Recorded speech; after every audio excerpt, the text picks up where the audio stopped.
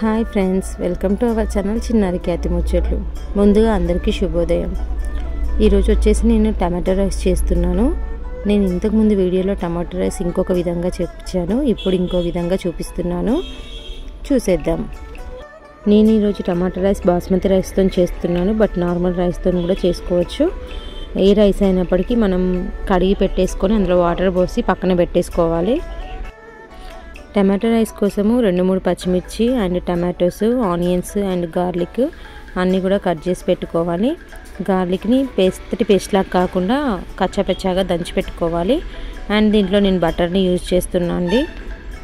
Actually మనం tomato రైస్ని మనం కుక్కర్లో కూడా చేయొచ్చు అండ్ ప్యాన్లో కూడా చేయొచ్చు. నేనైతే ఈరోజు ప్యాన్లో చేస్తున్నాను. ప్యాన్ పెట్టుకొని ఫస్ట్ బటర్, కొంచెం ఆయిల్ వేసుకొని దాంట్లో 2 లవంగాలు, 2 ఇలాచి, కొంచెం సాజీరా అండ్ జీలకర్ర, ఆవాలు, మినపప్పు, మనం ఏవైతే రెగ్యులర్గా పోపుకి వేస్తామో అవన్నీ కూడా వేసుకోవాలి. ఇవన్నీ మంచిగా వేగుతున్నప్పుడే మనం కొంచెం పసుపు వేసుకొని తర్వాత పచ్చిమిర్చి అండ్ దంచి పెట్టుకున్న గార్లిక్ పేస్ట్ ఉంటే అల్లం వెల్లుల్లి పేస్ట్ కూడా వేసుకోవచ్చు, మన ఇష్టము. తర్వాత ఆనియన్స్ అన్నీ వేసి ఒకసారి కలపాలి.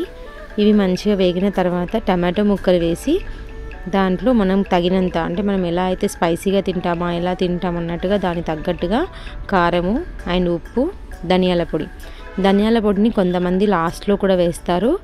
నేనైతే ఇలా ఉడుకుతున్నప్పుడే వేస్తాను, మీ ఇష్టం, అది ఎలా అయినా వేసుకోవచ్చు. అన్నీ మంచిగా ఒకసారి కలిపి మూత పెట్టేసేయాలి.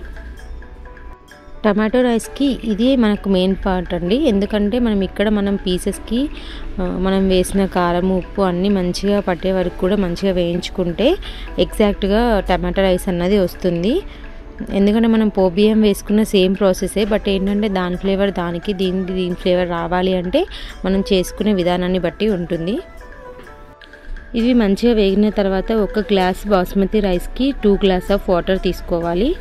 వాటర్ వేసిన తర్వాత కొంచెం నెయ్యి వేయాలి. నెయ్యి వేసి మంచిగా కలిపిన తర్వాత ఎప్పుడైతే మనకు వాటర్ మసులుతుంటాయో అప్పుడు మనం నానబెట్టుకున్న రైస్ వేసి కలిపి మూత పెట్టేస్తే సరిపోతుంది. మనం ప్యాన్లో చేస్తున్నాం కాబట్టి మనకి ఎగ్జాక్ట్ 10 మినిట్స్లో టమాటో రైస్ రెడీ అవుతుంది.